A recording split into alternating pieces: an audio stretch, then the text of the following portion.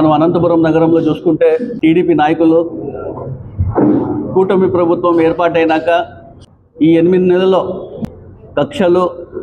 కక్ష సాధింపులు, దౌర్జన్యాలు, దాడులు ప్రభుత్వం వచ్చినాక అనంతపురం నగరానికి ఆ మంచి పేరుని పోగొట్టుకున్న విషయం కూడా ప్రజలందరూ సూపర్ 6 హామీల్ని నమ్మారు. ప్రజా తీర్పు చంద్రబాబు నాయుడు గారిని పార్టీని గెలిపించారు. సంతోషం. ప్రజా తీర్పును మేము గౌరవిస్తాం.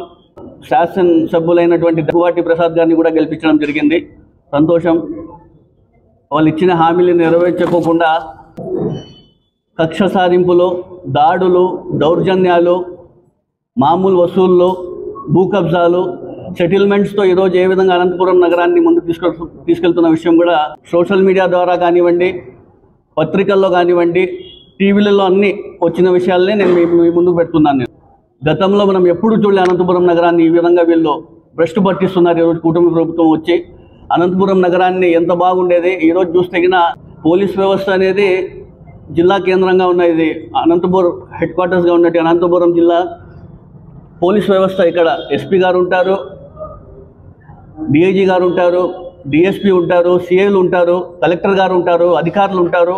అలాంటి అనంతపురం నగరంలో ఇలాంటి దాడులు జరుగుతున్నాయంటే కూటమి ప్రభుత్వం ఏం చేస్తుంది, పోలీస్ వ్యవస్థ కూడా ఏం చేస్తుందని కూడా నేను వీళ్ళందరినీ కూడా ప్రశ్నిస్తాను కూడా జరుగుతుందని తెలియజేస్తున్నాను. నడి రోజుల్లో నాసిర్ అనే వ్యక్తి పైన దౌర్జన్యంగా ఏమని చెప్తే మేము ఎమ్మెల్యే మనుషులని చెప్పి వీళ్ళు దౌర్జన్యంగా పబ్లిక్ ప్లేస్లో ఒక వ్యక్తి పైన ఇంత దౌర్జన్యంగా కొడుతున్నాడంటే ఏ విధంగా అనంతపురం నగరం ముందుకు పోతున్న విషయం కూడా మీరు ఒకసారి గమనించాలి.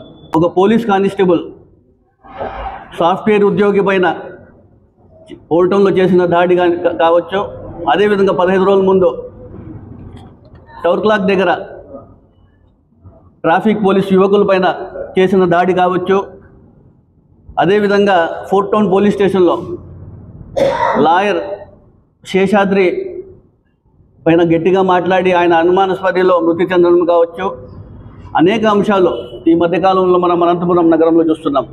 ఎమ్మెల్యే మనుషులని చెప్పి ఏ విధంగా దౌర్జన్యాలు, భూ కబ్జాలు, ల్యాండ్ సెటిల్మెంట్లు, దాడులు, కక్ష సాధింపులు చేస్తున్నారు కూడా ఒకసారి గమనించాలి. రేషన్ బియ్యం వ్యాపారస్తులు కూడా మీరు కూడా నాకు నెలసారి మామూలు వసూలు ఇవ్వాలని చెప్పి ఎమ్మెల్యే గారి మనుషులు చెప్పడం కూడా సోషల్ మీడియాలో వైరైన విషయం కూడా మీ అందరికీ తెలియజేస్తున్నాను. చికెన్ సెంటర్లలో చికెన్ సరఫరా చేసే షాపుల వాళ్ళకు మాకు తెలియకుండా మీరు ఎలా సరఫరా చేస్తానని చెప్పి కూడా బెల్ట్ షాపుల వద్ద కూడా మాకు మామూలు వసూలు ఇస్తే మీ బెల్ట్ షాప్ దగ్గర మేము అమ్ముకోవడానికి మేము కొనసాగిస్తామని చెప్పే విషయాలు కూడా మీకు తెలియజేస్తున్నాను.